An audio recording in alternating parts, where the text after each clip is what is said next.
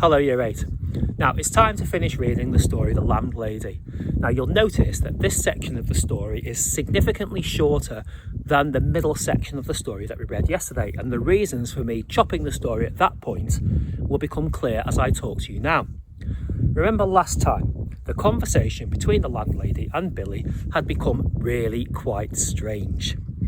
Now, she said, and I notice a number of you selected this quotation for your work on foreshadowing. She said, "We don't want to be breaking the law at this stage of the proceedings," clearly foreshadowing that there could be some law breaking at some point in the future of the story. Remember also that Billy thought he had heard the two names written in the guest book before, Christopher and Gregory, perhaps from newspaper articles about missing boys. Now, we left the story with the amazing cliffhanger that the two boys were still upstairs, despite the reader up till this point thinking that the hotel was entirely empty. And so, before we read the end, I want to introduce a third key term to our reading of this story.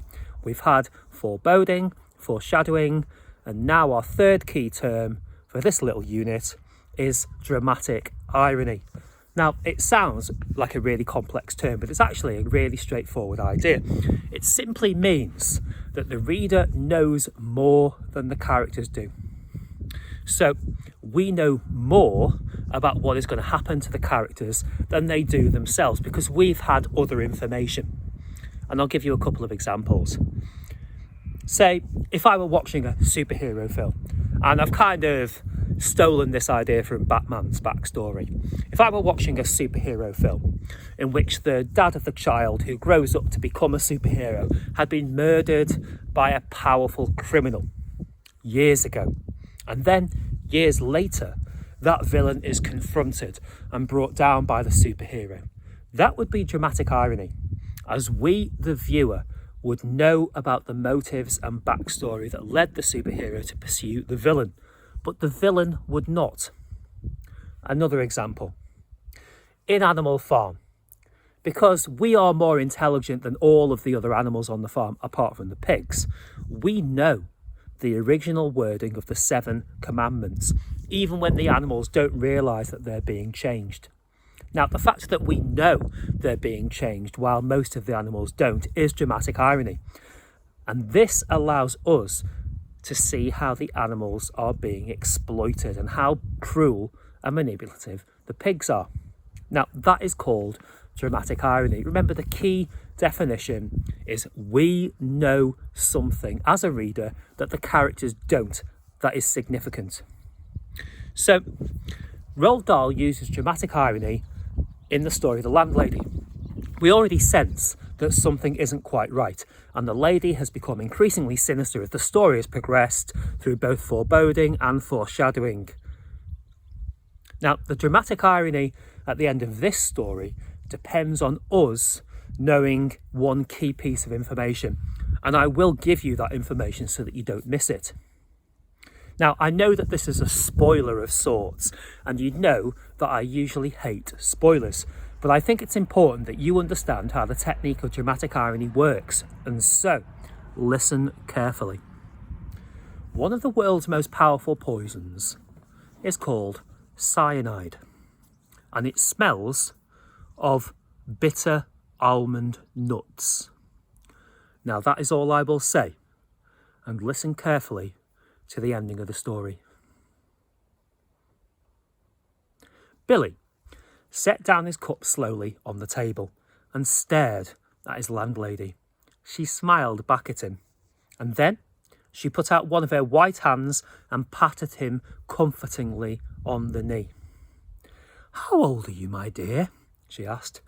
17. 17! She cried. "Oh, it's the perfect age. Mr. Mulholland was also 17, but I think he was a little bit shorter than you are. In fact, I'm sure he was, and his teeth weren't quite so white. You have the most beautiful teeth, Mr. Weaver. Did you know that? They're not as good as they look. There's loads of fillings at the back." "Mr. Temple, of course, was a little older," she said, ignoring his remark. "He was actually 28, and yet I never would have guessed it if he hadn't told me. There wasn't a blemish on his body." "A what?" Billy said. "His skin was just like a baby's." There was a pause. Billy picked up his teacup and took another sip of his tea. Then he set it down again gently in its saucer. He waited for her to say something else, but she seemed to have lapsed into another of her silences. He sat there, staring straight ahead of him into the far corner of the room, biting his lower lip. "That parrot," he said at last. "You know something? It had me completely fooled when I first saw it from the window on the street. I could have sworn it was alive. Alas, no longer. It's most terribly clever the way it's been done," he said. "It doesn't look in the least bit dead." "Who did it?" "I did." "You did?" "Of course," she said. "And have you met my little Basil as well?" She nodded towards the dachshund hound, curled up so comfortably in front of the fire. Billy looked at it, and suddenly he realised that this animal had all the time been just as silent and motionless as the parrot. He put out a hand and touched it gently on the top of its back. The back was hard and cold, and when he pushed the hair to one side with his fingers, he could see the skin underneath, greyish black and dry and perfectly preserved. "Good gracious me," he said. "How absolutely fascinating." He turned away from the dog and stared with deep admiration at the little woman beside him on the sofa. "It must be the most awfully difficult thing to do a thing like that." "Oh, not in the least," she said.